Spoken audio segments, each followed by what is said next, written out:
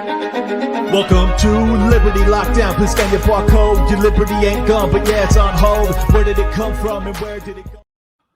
It's the day. It's here. I'm so fucking pumped right now. We got Styx in the building. We got Dave Smith in the building arguing out Trump's legacy. So I don't want to waste any time. Only got these guys for an hour.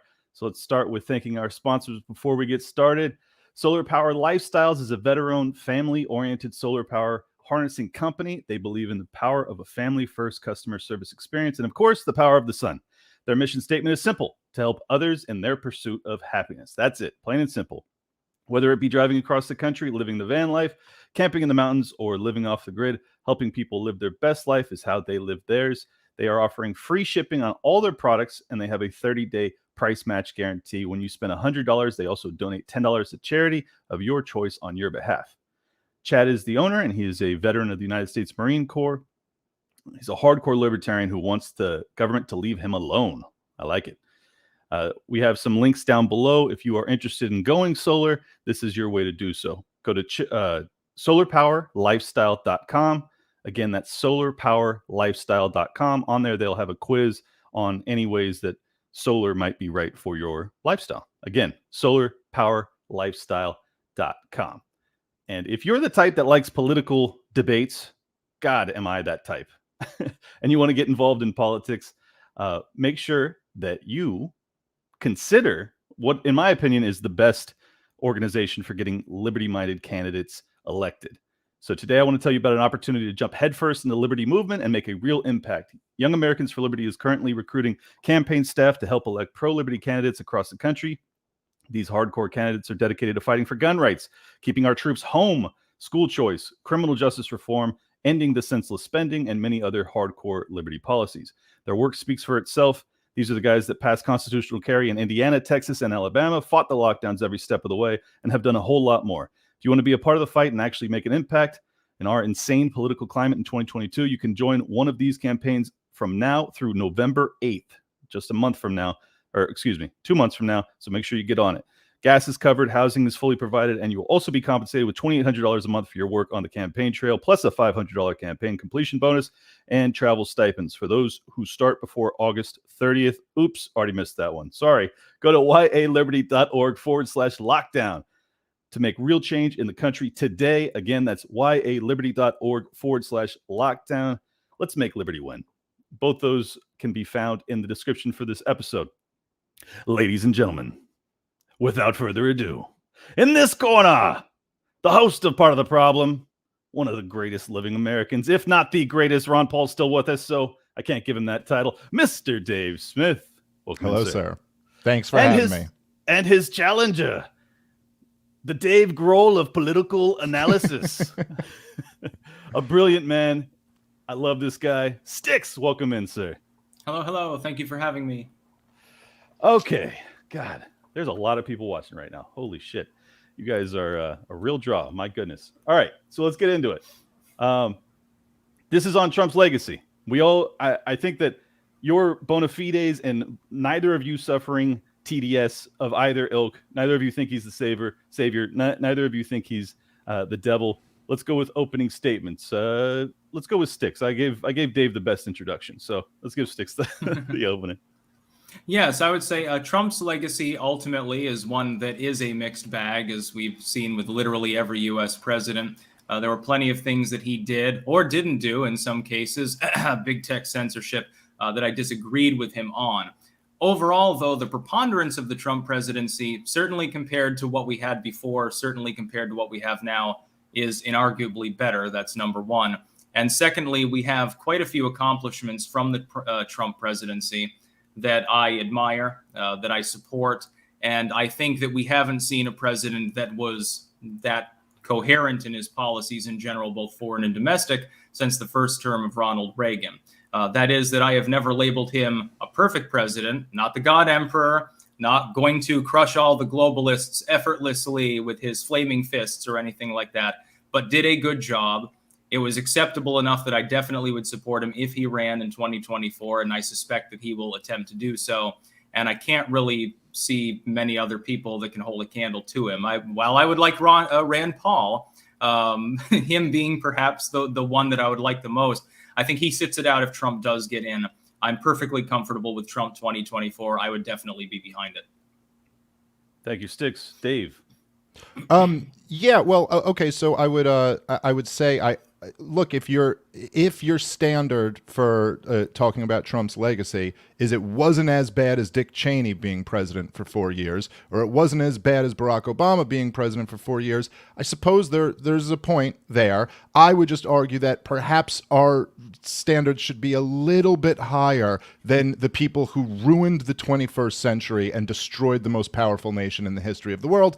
And so I'm not making the perfect the enemy of the good here. Obviously, Trump is neither the savior or the, whatever the left-wingers project onto him, literally Hitler. He's none of that. But he is Donald Trump. He's just what we always knew and what we always saw. He's just kind of a brilliant marketer, self-promoter, basically an ignoramus who's never really studied anything carefully, and goes on his gut.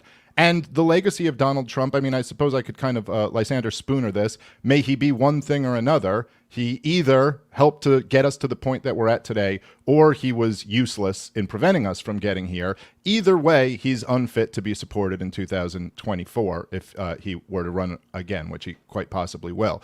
Donald Trump's let me just start by disclaiming this, because even as Clint said, you have to almost establish that you don't have this insane Trump derangement syndrome that so many people suffer from. Donald Trump's movement, in many ways, represented a repudiation of the neoliberal, neoconservative establishment. And that establishment deserved to be repudiated. I think all three of us probably agree on that. I will always be grateful to Donald Trump for not just defeating, but ritualistically humiliating the Clinton and Bush families, and ending those criminal families' reign in power. That's one of the greatest things I've ever seen happen. So congratulations to Trump for that. I also think it has to be acknowledged that Donald Trump was absolutely sabotaged by his own intelligence agencies, every single power apparatus, his own political party, the Democrats, the corporate media, the CIA, the FBI. They all blatantly framed him for being a traitor to the country. It was nothing short of an attempted coup, which was even admitted by Andrew McCabe on 60 Minutes. The number 3, I believe, at the time in the Justice Department said they were thinking of invoking the 25th Amendment and all this stuff. But that being said, Donald Trump's entire legacy is just being rolled by the deep state. He didn't drain the swamp. The swamp drained him. And at every single turn, I mean, I don't want to take too much time in this opening here, but if you go through his foreign policy, look, for me personally, and I know everyone listening who knows me probably knows this already, the guy presided over a war of genocide in Yemen for 4 years, and not only presided over it and continued it, the support for the Saudis the entire time, he overthrew the will of Congress when, for the first time ever, Congress invoked the War Powers Act and asked him to stop, and he vetoed it. So to me already, that's a debate win for me. I'm not supporting a guy who presided over a genocide, but I could keep going with a lot of other stuff. Yes, it's true that he didn't start any new war. He didn't end any war, but he didn't start any new war. Although, man, he really flirted with it when he took out the top military official in Iran for absolutely no reason. For what, being allied with the Shiite militias that we handed the country to during the George W. Bush years. That would have been a war worse than any war we've been in the last 20 years. And only because of the Iranian restraint did we not end up getting in a war in that example. The situation right now in Ukraine was made much, much worse by Donald Trump. Thanks to him, we're out of the INF. Well, he's the one who sent in the weapons that even Obama wouldn't after he got his government installed there. He's the one who pulled us out of the INF treaty. The situation is much more dangerous right now because of what Donald Trump did than it would have been without that. In addition to that, of course, the entire COVID regime, keeping Fauci on his task force the entire time, the Operation Warp Speed, being for the lockdowns at first before he finally realized that the Democrats were trying to tank the economy, and then kind of softly came out against them. And of course, in terms of spending, he's the biggest government president ever, and every single time he made excuses. So my thing, basically, and we could get into any of these topics that I'm sure Styx disagrees with me. There are an awful lot yes, of them. Yeah. Yeah, well, there sure are. But either way, I don't think it helps us to make excuses for Donald Trump. So much of this blame falls on other people, but a whole lot of it falls on him too. And all that, from our perspective, I think all we got from Donald Trump was a more radicalized, more insane left-wing response, and eventually Joe Biden as president. That doesn't seem like a success to me. So in other words, you're blaming Donald Trump's policies for causing the left to become more crazy. They were already doing that for quite a number of decades. I'll just point that out right on its head. You misrepresented me. I'm not trying to compare Donald Trump to Cheney or to people like that and say, well, he's better than these pieces of shit. I'm saying he did ultimately a fairly good job and was at least as good as first-term Reagan and some of the other, like the mid-atomic era, decent presidents. It's not a great presidency, but it's definitely a good one. And in addition, you have to make the comparison with the other people that have held office recently. He shines in comparison to them, making him effectively a god emperor compared to them for the purposes of his fans. I would say you're completely wrong with regards to the lockdowns. Donald Trump instituted no lockdown. His initial short-term lockdownerism was very, very quickly countermanded. I've got an article open actually from the beginning of August 2020 I thought I might refer to in actually accordance with that, where he said, no, there will not be a national lockdown. And keep in mind the background of him making that statement. He was facing pressure even from within his own party to institute what would have been a blatantly unconstitutional national lockdown. He resisted, which was appropriate. At the time, he was called a conspiracy theorist for talking about therapeutics that we're not even allowed to mention probably on this live stream, to be honest. And as far as your claim that he made the Russia-Ukraine situation here happen or made it worse as a foreground or something like that is completely and totally wrong. I think that the Russians did not dare to invade Ukraine at all, nor would we have a Kosovo license plate crisis and many other things had Donald Trump actually still been in office, as opposed to Beijing Biden, simply because he's perceived of as weak. Of course, that's just a public perception. It's much like the reason for the initial lockdown. The perception of the public was they were panicking and demanded that something be done. Donald Trump, effectively as the slave of the people, hyperbolic label, of course, you know that, I know that, had no other choice but to declare a state of emergency in response, because otherwise he would have been immediately removed from office. You would have had Nancy Pelosi filling in for the presidency. They would have gotten rid of Pence too. I think that would have been far less pragmatic and far worse even than Joe Biden. I mean, look, I don't think it's fair to say he had no choice other than to declare the state of emergency. Now, I'm not downplaying. No, I mean, I know he could absolutely have just resigned then and there. That would be the only other option. On what grounds would he have been removed?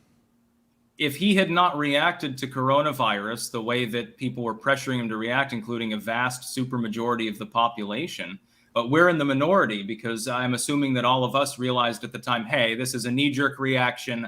It's going to be used by big government, but we're all fucking libertarians, so we understand it. But we're a minority of the population.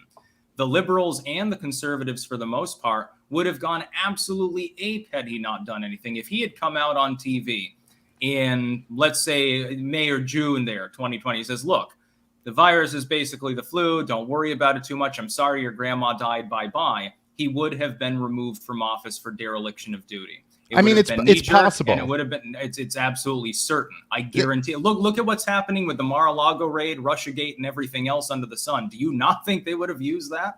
I mean, I'm not saying they would have ignored that ammo. I'm not saying nobody's claiming that they would have ignored it, but for you to just claim with certainty he would have been removed. I mean, with certainty. Oh, okay, fine, but there's no way that any of us know exactly how this would have gone down. And again, this is just an excuse making for him. Yes, it would have taken a tremendous amount of courage for him to do the right thing in the moment when it really mattered, but he didn't. He did the wrong thing, and that led to this whole disaster. You can say yes. The states instituted the lockdowns. Trump never instituted one. No one's arguing that he instituted a lockdown. And it's great that 6 months into the lockdowns, you have an article of him saying like, oh yeah, these lockdowns aren't too good, as he started to realize he was getting close to election time, and that this would actually end up hurting him. He was being pressured to subsume states that didn't take the full steps that were required, that were expected by the CDC and other groups in the lockdowns. He was being pressured to go against state supremacy, violating the 10th Amendment. Yes, and he didn't. Okay, so good for him for not doing that. I mean, I have no problem giving him credit for that, but that's not nearly enough. That didn't do anything to stop the country completely devolving into his final year in his presidency. The guy who promised us we'd be tired of winning gave us the worst year in modern American history by far. Nothing even comparable to it. How did he give it to you? It was the states that instituted the lockdowns, and some of them didn't do so. And the economies there were going fairly well. If anything, you blame the blue state governors. Oh, and I certainly do blame the blue state governors. I mean, it's not like question of this isn't like a 100% either or. Yeah, absolutely. I would put more direct blame on people like Cuomo or Gavin Newsom or any of the Republican governors who shut down. I'm glad that you can admit to it. Of course. But these people should be locked in. They should be prosecuted and locked up for the rest of their lives. They appointed themselves mini dictators. I mean, like there's no question about that. But then you had Donald Trump sitting in the White House, who basically what he gave us was, okay, I'll declare the state of emergency and give all of these states kind of like political cover to start doing all these unprecedented things. I'll put Fauci on television every single day and stand behind him and kind of nod along. And this is basically what his response was. Now, you could say things would have been really bad for him had he stood up and done the right thing. Okay. Yeah, quite possibly. And quite possibly if he tried to actually drain the military-industrial complex, he would have been assassinated or something like that. I don't know. But the point is still... That's not what I'm claiming. I'm not claiming it would have been bad for Trump. It would have been Trump out of office. What I'm claiming is it would have been horrendous for the nation because the Democrats would have Pelosi in the White House. They would have gone on into the election. You wouldn't need a honking at that point. You'd have a supermajority of Democrats right now. They'd be rigging the Supreme Court at the moment. Ultimately, we would have taken a step into absolute anarchy if Donald Trump hadn't done what he did. I mean, I suppose it's possible. I don't think that it's a complete given that Nancy Pelosi is president if he doesn't invoke that executive order. I think that's a bit. Why wouldn't they remove Pence? They've the chance. They've been trying. They were trying to remove Donald Trump for his entire presidency. And who cares if Pence is president? You've got worse things even than that. Well, I'd agree with that. Pence being president would be pretty damn bad. Well, let's dig a little deeper into the COVID response, because I think that from my vantage point, I'm not going to pretend to be a completely impartial moderator here. We all know that I have very strong positions. The fact that he put up both Deborah Birx as well as Anthony Fauci on stage with him throughout the summer of 2020, lending credence to their words, lending credence to their CDC dictates that enabled the state governors to do what they did. Styx, I'd like to hear your opinion as to, the fact that Trump has not basically come off that stance. He hasn't. He continues to tour the country bragging about Operation Warp Speed. How do you square that circle? Well, I mean, I oppose Fauci, and I can't elaborate on that much further because, again, we are on YouTube. So I'll be kind to your stream. I won't get you Fauci. No Faucism allowed zone. That being said, though, I never had a Trump problem with Trump fast-tracking a vaccine and simply saying, hey, you can get this. I don't care. It's entirely voluntary. The only problem I had was with vax mandates and things like that. And again, that wasn't Donald Trump's doing. That was state governors. That was, in some cases, mayors, corporations at certain times, and others subjugate to Trump within the federal government encouraging these things, often toothlessly. You see with the attempted mandated vaccines that were only upheld under OSHA for health workers fairly recently. That, of course, that's Biden admin era, not Trump admin. Donald Trump never told anyone, I think you should be punished if you don't get the vaccine. My bigly vaccine is so big and so beautiful and so powerful, it can defeat any disease. Now, he was using ivermectin at the time. When he got sick and he had been vaccinated, he treated him. He was called a conspiracy theorist for using things that, quote unquote, possibly kind of sort of, according to some studies, may have an impact on COVID deaths. I think that took balls. He was raked on over the coals for weeks as a result of that. Yeah, telling people that he believed as president there were therapeutics that were effective at treating the virus, probably dissuaded many people from even bothering to get vaccinated. That doesn't really fit in with Trump, the vaccine salesman, which is a line that I hear constantly from people with Trump derangement syndrome, by the way.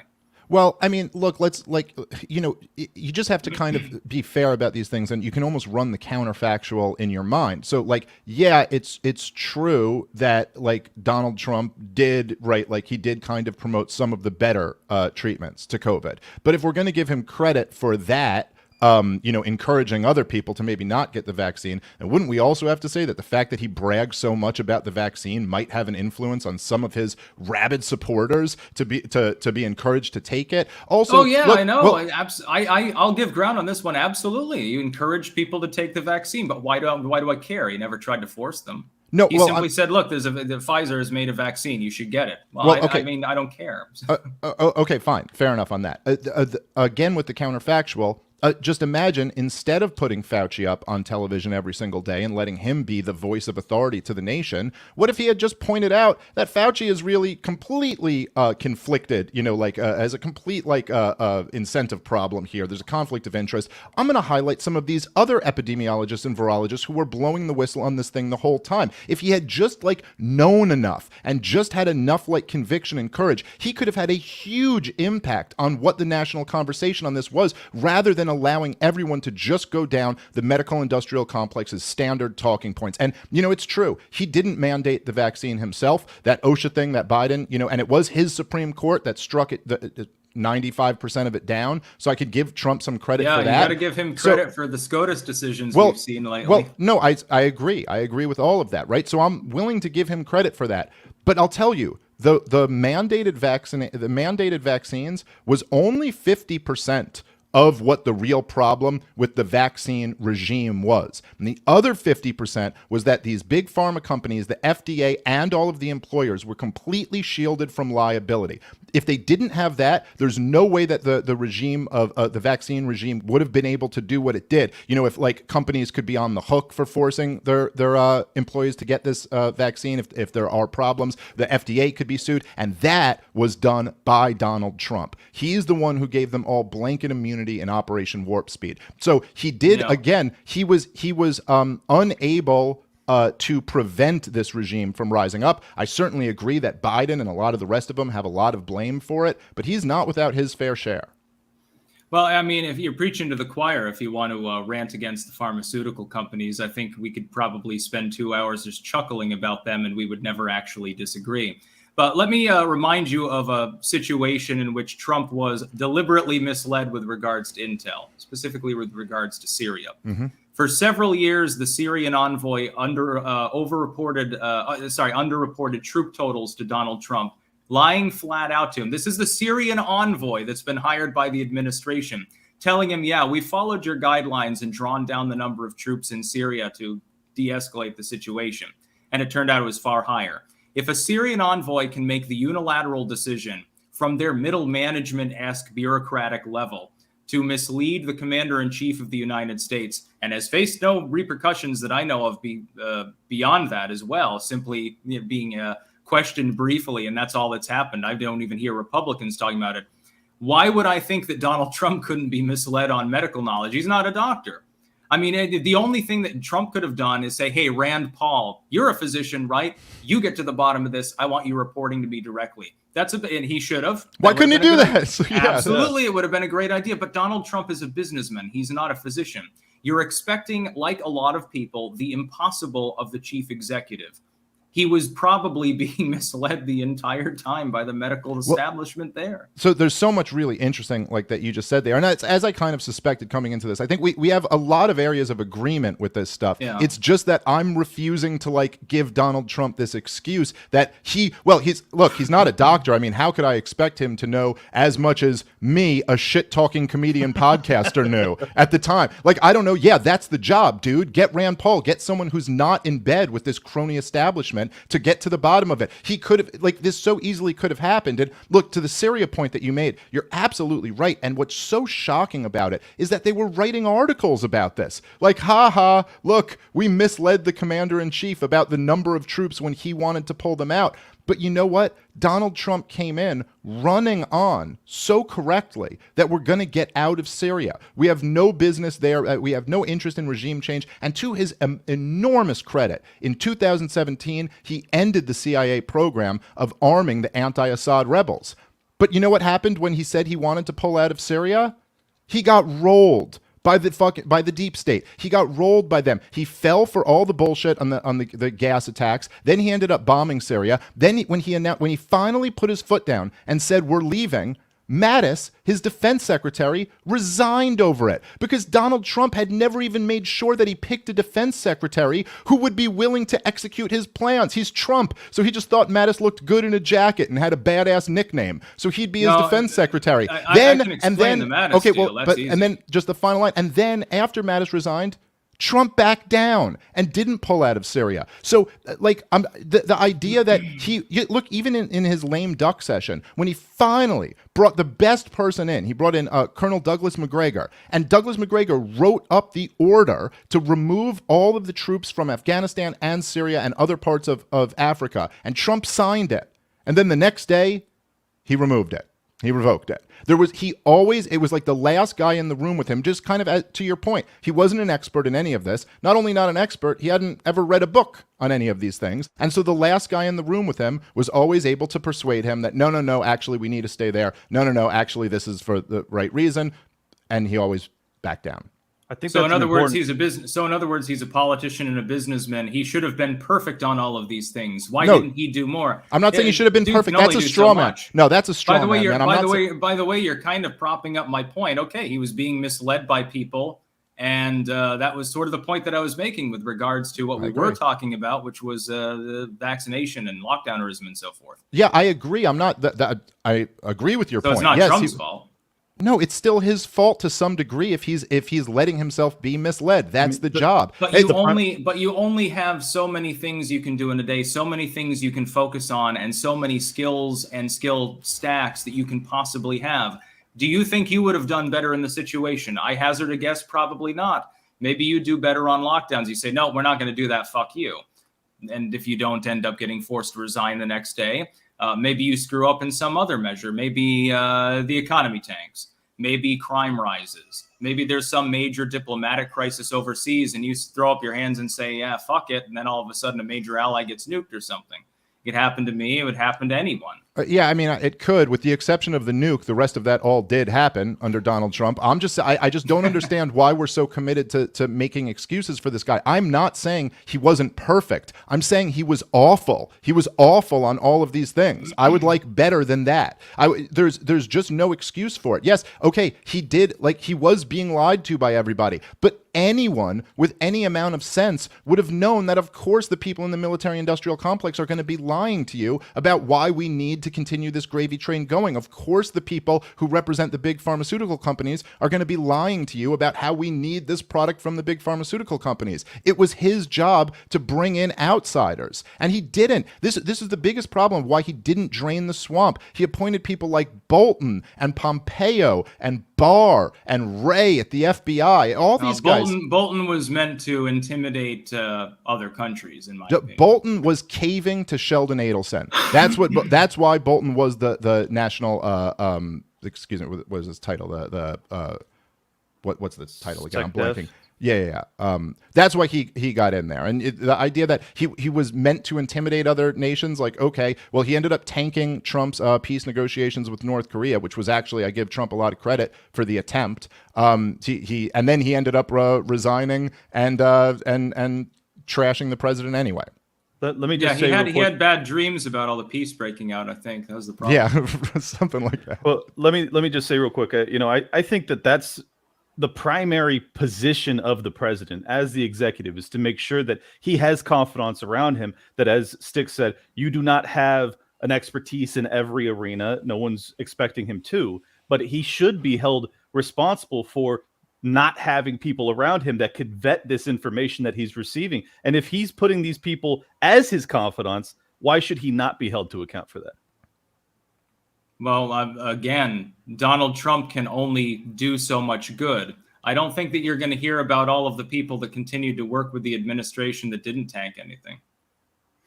Okay, well, the vast plurality of staffers. Also, I seem to recall, if I remember correctly, the legacy media chuffing up on multiple occasions about Donald Trump has his family is too close to him. He relies upon these people too much. Oh my God, Eric Trump is giving him advice on some business deal with another country. I seem to recall them complaining about that consistently for a very long period of time.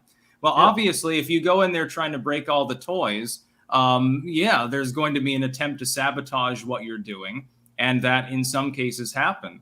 The other thing we can focus on are the things that went well under the Trump presidency, where we've mainly had a conversation so far about things in which, in some cases, we generally agree were mishandled, lockdowns, etc. I was opposed to it. You were both opposed to it. Sensible people were. We seem to have had quite a bit of economic success until the China virus broke out. We didn't enter any new wars, which I know is a mild sort of victory, and you pointed out yourself, Dave. It would have been better to immediately draw down more of our foreign adventurism. We got a peace deal with Afghanistan that was then subsequently completely mishandled by the Biden administration, unfortunately. I refuse to give Trump any pap for that, because his original deal, had it been adhered to, you would not see the situation we have in Afghanistan today. We're still doing drone strikes there, by the way, and probably will for 100 years, till we have something better than drones, I suppose. I recall the wall being held up by members of Congress. I recall Trump trying to allocate that money through Pentagon emergency funding and it getting stymied. Also, the ACA mandate went away and we got tax reform that was definitely light years beyond the tax system that we had before. So again, I can name quite a number of accomplishments, and I can go on for longer than the hour we have to chat about what Trump did well. If you fixate only on the things that he fumbled on, appointing Bolton, appointing Fauci, encouraging lockdown or whatever, you're going to come to the conclusion that Donald Trump's presidency wasn't particularly great. You'll have to compare it to Biden or Obama or Bush or something in order to say that, well, at least it was better than that. It was a 2 out of 10. If you focus on what he did well, though, you'll find him great. And if you do what I do, which is a more nuanced approach, and say, okay, there were things he failed on, there were things that he was incomplete on. Overall, though, I give him a 6 out of 10 presidency. I compare him positively to anything since first-term Reagan, and arguably at least somewhat better than that. And I say it was a good presidency. And again, I would definitely vote for him in 2024, because at least I know where he's coming from. If he screws up a few times in his second term that I specifically predict that he is likely to have, so be it. When I look at the entire establishment, all the people that I know are sleazebags, all the fucking bankers and corporatists and the deep staters, all gunning for him at the same time over and over for half a decade, I can only be led to two conclusions. Number one, all of these people really, all of a sudden, they woke up, they realized democracy was in danger, the same democracy they've been denigrating and fleecing for decades, and they decided to fight against evil Orange Hitler.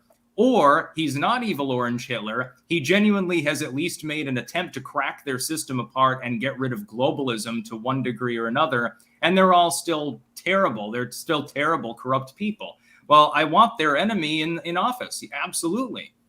Well, I mean, I think that's a bit of a false binary. I mean, the other option that's right in front of us is that, yeah, he just wasn't one of them, and he said things that pissed them all off, and he was uncontrollable, and Donald Trump is unable to even himself control what comes out of his mouth, and they were kind of terrified of what he might say next, and that he really pissed off a lot of powerful people. Good, yeah, but, Trump 2024, I agree, absolutely. I'm not, but listen, to your idea of, like, we have to, like, take a nuanced, like, approach at this, I don't disagree with that, and I'm happy to give Trump credit in the few areas where I think he did something good. I just disagree with what areas you think he did something good and what he's not responsible for. So in terms of the economy being white hot, I mean, yes, up until 2020, Donald Trump had the highest government spending in the history of the world of any government, and he had incredibly low interest rates from the Federal Reserve, which he then, of course, was criticizing them for not having 0% interest rates like Obama did. So what you see is, yes, you see some good economic numbers. The vast majority of the wealth created is being created for political cronies who are feeding off of the record high government spending, and for people making millions of dollars in Wall Street speculating off of the low interest rates. Basically, he was in the process of building up another bubble. There was some positives, as there always are in the expansion, in the boom period before the bust, but I'm not giving him a whole lot of credit for that because he didn't understand at all. But, like, again, he could have appointed Ron Paul to be his Fed chairman, would have actually put the right people in there who knew what they were doing. It could have been a lot better. And by the way, it's not even that crazy that he could have done that. He said nice things about Ron Paul. He had a relationship with Rand Paul. I mean, I understand, maybe not Ron Paul, maybe just someone good. Maybe not Jerome Powell, like that would have been reasonable. And in terms of saying, like, well, am I fixating on the bad things rather than the good things? I suppose to some degree that's probably true. But, when your presidency ends in the year 2020, you tend to look around at the disaster that has come from that. So again, there are some good things. He absolutely Styx is 100% right. He deserves a lot of credit for negotiating the deal to withdraw from Afghanistan. And yes, absolutely, Joe Biden insisted on pushing the deal back, then completely blew the entire evacuation. And the only reason he did that is because he didn't want to leave on Trump's deal, and he had to make it his own thing, and completely fucked up that whole situation. So I agree with you on that. But it also should be pointed out that Donald Trump ran on ending the war in Afghanistan, and he surged before he finally made this deal. And he also made the deal to happen in his second term, which he was not sure that he was going to have, thus handing it over to the Democrats. So he first got rolled into escalating the war, finally did do the right thing there. I'll give him credit for that. Okay. Sorry, you guys, I felt like a spectator there. That was such an awesome back and forth. Let me thank our other sponsors since we have a natural break there. And that is our friends over at Crowd Health. You may not know it or not. The government and big insurance companies stand in between you and quality care. Your health is being bought and sold to the highest bidder. Politicians, hospitals, big pharma, and health insurance companies make huge profits at the expense of your health. What a perfect time to have this sponsor with all the COVID hysteria that happened last year. Lobbyists are fighting to make sure they won't have competition and you won't have options. Crowd Health's disruptive technology puts your healthcare decisions back in your hands, saving you money and cutting out the middlemen. It's not insurance. It's what insurance should be. Crowd Health isn't health insurance. That's why it works. There are no deductibles, networks, complicated exclusions, or copays. You can see any doctor you want. You just pay the first $500 and submit any bills from there. The Crowd Health community takes care of the rest. Crowd Health is a new way to pay for healthcare. No doctor networks, no huge premiums or high deductibles, no surprises. Crowd Health is putting the community back in the community healthcare. Pay one low monthly total to fund your account. Less than $200 a month for most people. 100% of your monthly contributions directly fund and reduce the healthcare costs of the community. And unlike insurance, you're not limited by doctor networks. If you want to sign up, go to joincrowdhealth.com and use the promo code LOCKDOWN. Right now, you can get your first 6 months for just $99. That's almost 50% off the normal price. Again, go to joincrowdhealth.com with the promo code LOCKDOWN. And since we were talking about Ron Paul, I want to thank our other sponsor, which is Expat Money Summit. Many of you, I'm sure, have checked out Expat Money Show on YouTube. They're a great channel. Mikkel Thorpe's been on the show.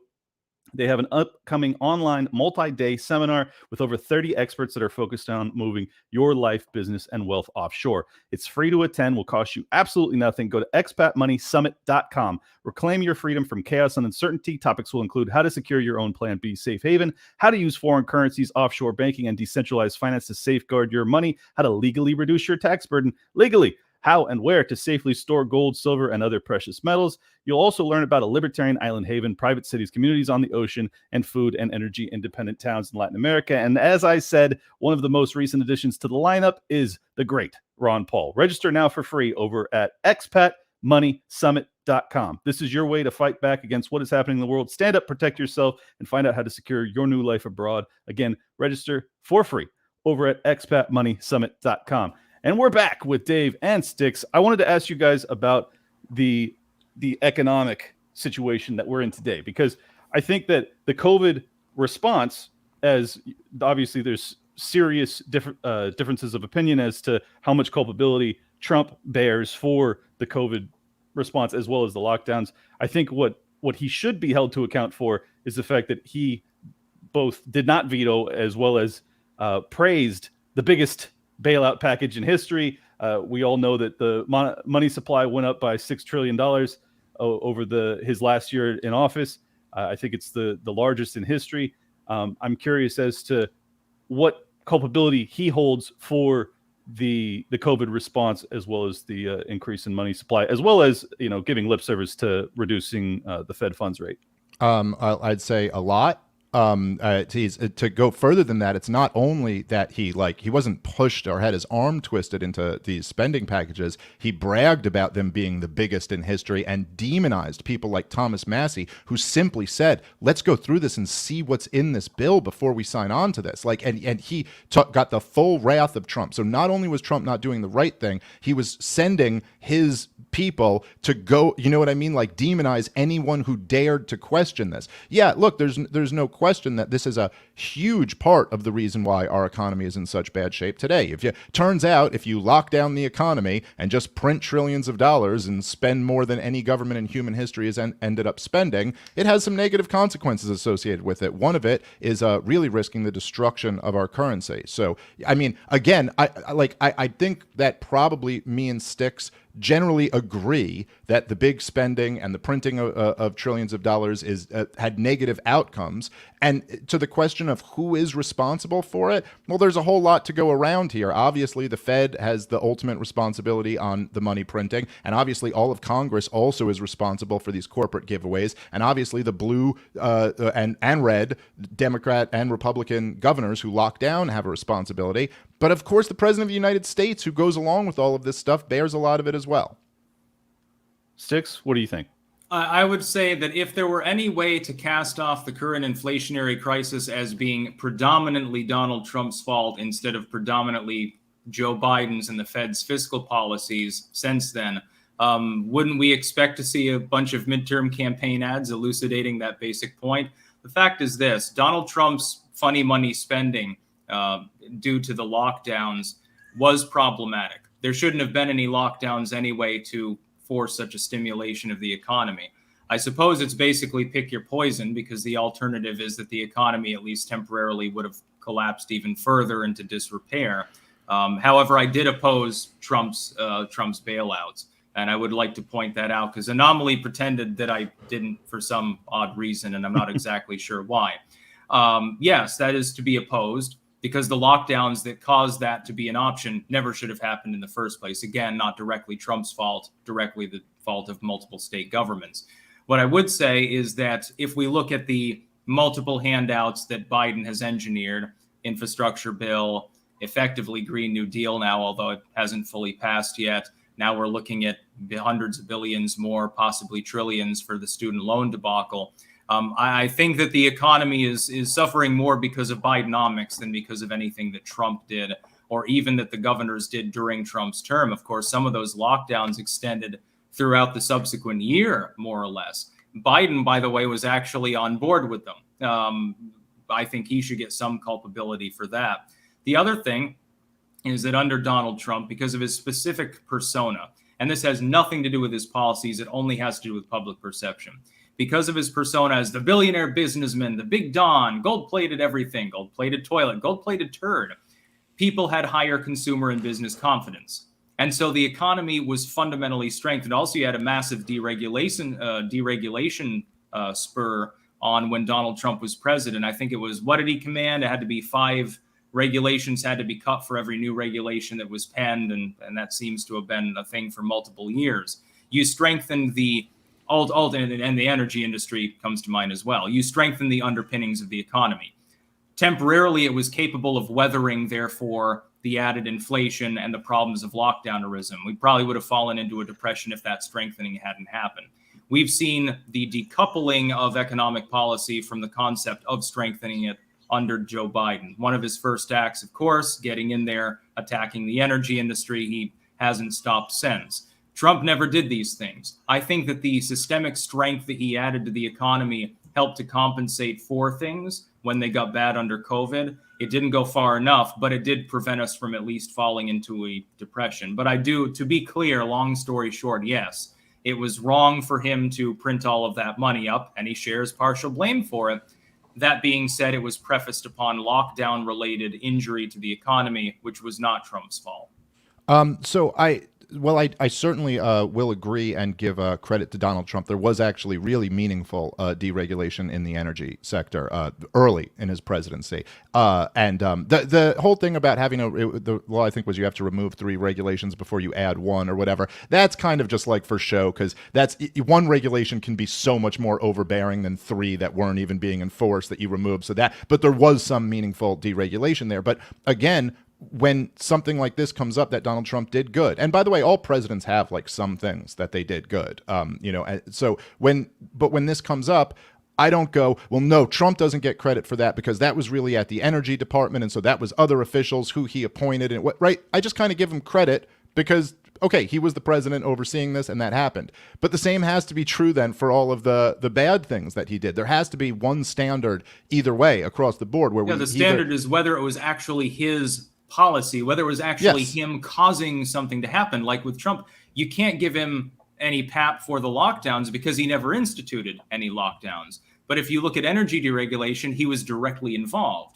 So it's apples to oranges. You're drawing a false equivalency. No, I'm not. At least in some situations. No, I'm not. But again, I never argued that he's responsible for the lockdowns that the governors implemented. I'm saying that his policies gave them cover. And for the same point, you can argue that the big spending and the printing of money prevented a depression. Like if we had the lockdowns but didn't have the bailouts, how bad would things have been? And that's possible, but it's also possible that would have been the pressure necessary to force the governors into relieving the lockdowns. In a sense, if you could just run a thought experiment in your mind, imagine in 1975 the COVID pandemic happens. Would we have lockdowns? No, there's no chance because we didn't have computers and the internet, and there's absolutely no way it could have even been done. There would be no possibility for them to do this. And likewise, there were mass quarantines during the Spanish-American flu back at the dawn of the 20th century. Right, and we didn't see lockdowns in the way that we saw in 2020. Did. Not like in 2020, absolutely not. They didn't. There were definitely business closures back during the Spanish flu era. Yes, there were business closures at certain points, but also, well, look, we could also get into the Spanish flu versus COVID and stuff like that. Like if COVID really had a death rate like that, and we really had 1918 medicine, then we'd be in a much different situation, and a lot of people would probably voluntarily not want to go and risk this. But regardless of that, it's quite possible that without these enormous bailouts, there just wouldn't have been, the public will against the lockdowns would have been increased so much that maybe they would have been overthrown. Either way, I mean, Joe Biden, of course, deserves a ton of criticism. He's been horrible on every economic policy since he's gotten in. But to even talk every president does something good. Why has Biden done this good? Okay, that's a little bit challenging. See, I he's not done yet. There. Okay, Styxhexenhammer wins. I'll give you. I will certainly give you that round. Well, look, Joe Biden, honestly, even though he completely blew the execution, he was getting a lot of pressure to completely throw the deal in Afghanistan out the window and not end the war. So I will at least say it's better, even blowing it, at least he did end the war rather than continuing it, because there was a lot of pressure on him within the military to actually escalate the war at this point. So there's one kind of thing that he didn't execute well, but he kind of did good. But look, when you talk about Trumponomics versus Bidenomics, it's really almost impossible to split the two. It's just a continuation. It's a continuation of the same. 2020 economics into Joe Biden's presidency is more of the same. Record high spending, incredible bailouts. This all happened under Trump, and it continues. And I could argue in some cases is worse under Biden. But yeah, Donald Trump, you can't remove, as you didn't, to your credit, but you can't remove the blame from him, and it had a huge impact on the destruction of our economy, on the inflation crisis that we're in today, that so much money was printed and so many businesses were shut down in 2020. I think that you just lost some people by saying that Bidenomics and Trumponomics are fundamentally similar, just to be clear. Well, again, at least with regards to meaningful industries, I don't think that there's any comparison. Keystone didn't get nixed under Donald Trump. Although Nord Stream got embargoed, I will note that as well. Yeah, he certainly had some say in what's transpiring in the Ukraine war, but Dave's already covered that. I want to go into, because we're getting short on time, I'd like to talk about what you guys expect, because I think it seems quite evident that Trump intends to run again. I think that we'll all agree that the deep state, whatever you want to call them, has no interest in that occurring, and they are doing everything in their power to make sure that doesn't happen.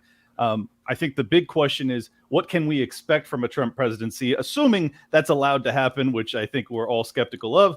I'll start with Styx. Why do you believe that he can succeed where perhaps he failed in the first presidency?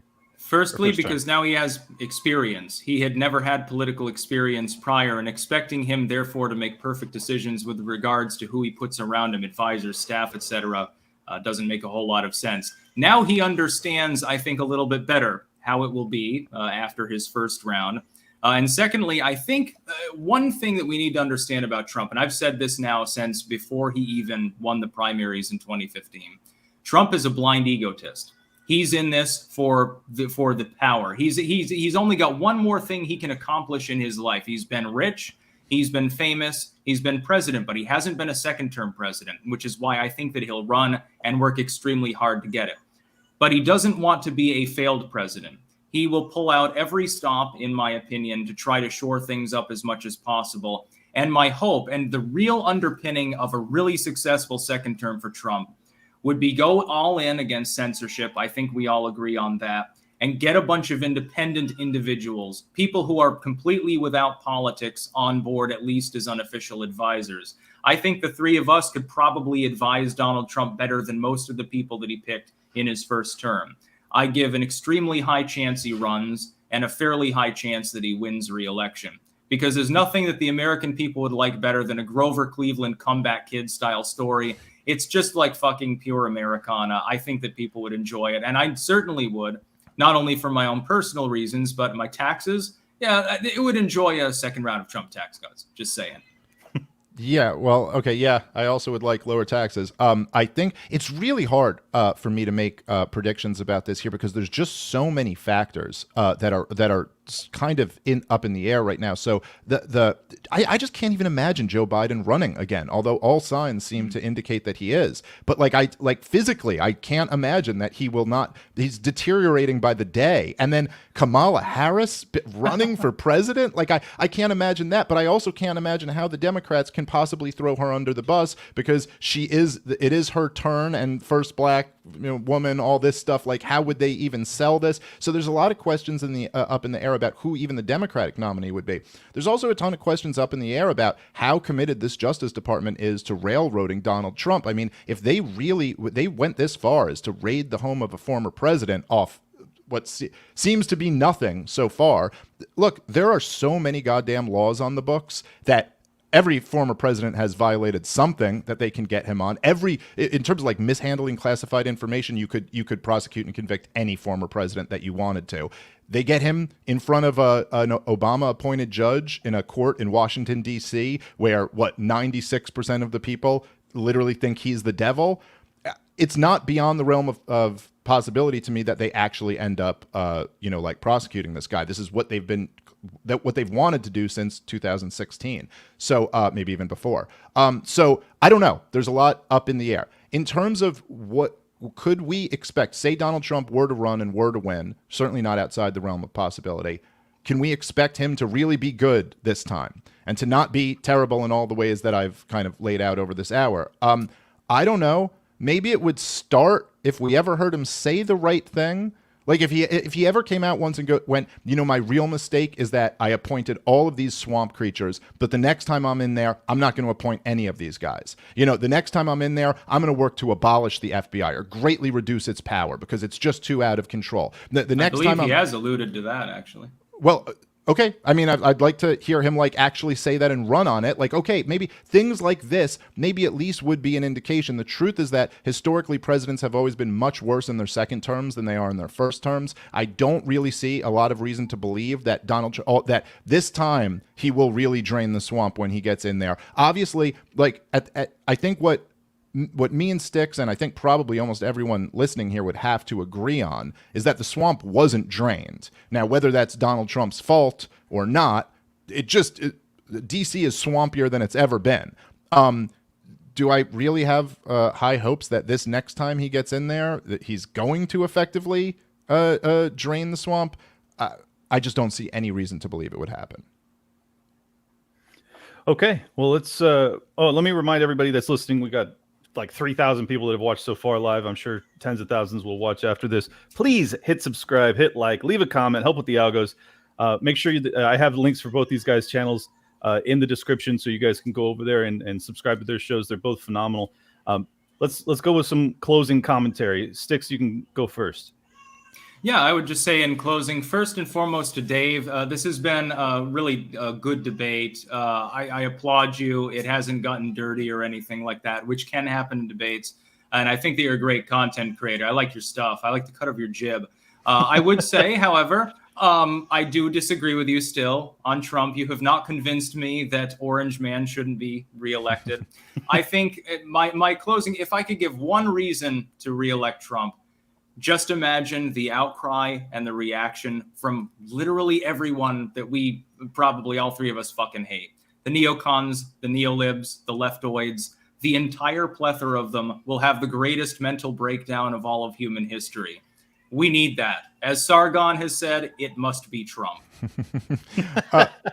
All right. Well, I'll close by a very similar sentiment. I really enjoy your content and I appreciate the conversation. I think this was a good debate. I'm also not convinced, but this was fun. I think probably any one of these topics that we've kind of covered so many of, we could do an hour conversation on any one of them and kind of get more in depth on this stuff. I also will agree that there's no question the show would be fun if Donald Trump were to run again. And yeah, he sure does piss off all of the right people. But of course, that also comes with a price tag. And, the price tag, and again, I'm not as I said in the beginning of the debate, I'm not blaming Donald Trump for the left-wing reaction to him. I'm just saying from our perspective, that is a cost associated with Donald Trump running, that the left becomes even more insane and radicalized than they are. And I just want to get something for that. Look, the real problem, the tragedy of the rise of Donald Trump was that, of course, he was the one guy who was like rich enough and brash enough and famous enough and just prepared enough to be in the spotlight, that he was the guy who could destroy the Bushes and the Clintons and drive the whole corporate press, crazy. In this moment that was so needed in the United States of America, a repudiation on all of the ruling elite that have ruined the 21st century with nothing but just disastrous wars, destroying the economy, the worst financial crisis in 100 years, all of the disaster that the Americans have been handed. But the tragedy is that America needed Ron Paul, and instead we got Donald Trump, who's basically Rudy Giuliani, who's basically the guy who Ron Paul's whole revolution was started by clowning because he didn't know anything about any of this stuff or what needed to be done. Donald Trump came out against critical race theory in I think it was in October of 2020 because he was watching Tucker Carlson and saw someone talking about critical race theory and went, I don't like that. That sucks. I'm going to get that out of the military. And I just think that we need someone who actually, might go in there with a plan on day one and not learn it from Donald Trump. We need Ron Paul, not Rudy Giuliani. And again, thanks to both you guys for hosting this or for being here. I very much enjoyed it. Yeah, no, I really appreciate it from both of you guys. I've seen both of you debate so many times. This is the first time where I was like, I don't know where this is gonna fall, because which is why I was so thrilled to have you guys match up. I respect you both very, very much, and I think you guys both make compelling cases on both sides of this coin. So we'll let the audience decide, and obviously we'll probably have a vote where a lot of people get to decide here in the not too distant future. So thank you guys again. By the way, I am on, just to show my bias, I am on Part of the Problem. That episode's dropping later today, so make sure you guys check that out. I bought off the judge with a podcast appearance before the show. And by the way, just to show our nonpartisanship, we go through Biden's speech from hell, where he tries to unify us through division. So you guys will very much enjoy that. We're all together in hating Biden. Yes, on that we can agree. We can come together at the He is a unifier in a roundabout way. Exactly. There is unity in division, I guess. So thank you guys so much for joining us. I'll pop you guys out, just give a couple closing comments, but thank you guys for joining me. Peace out. Thank you, everybody, for tuning in. I just wanted to thank our guys over at careerhackers.com. They have been with me for over a year. My longest sponsor. We're done. No more. They're moving on. But I just wanted to thank them for being a continued supporter. It's helped get this show off the ground. And we're now doing, 10 to 20,000 listeners per episode. It means the world to me that so many of you have tuned in and continue to support my work. If you'd like to do so, you can pick up a Liberty Lockdown shirt over at toplobster.com, or you can go to libertylockdown.locals.com and sign up to become a supporting member of the show. Obviously, sometimes I do debates like this. Usually I do guest shows, more of a Joe Rogan style long form interview. And sometimes I just do solo rants where I flip the fuck out because our world is melting down. And I think we can all admit that of whatever partisan nature we are. Thank you guys so much for tuning in. It means the world to me that you guys gave us an hour of your time, and I hope it was valuable. I think it was amazing. I enjoyed it probably as much as anybody. I'll catch you guys very soon. We're out. Welcome to Liberty Lockdown. Please scan your barcode. Your liberty ain't gone, but yeah, it's on hold. Where did it come from and where did it go?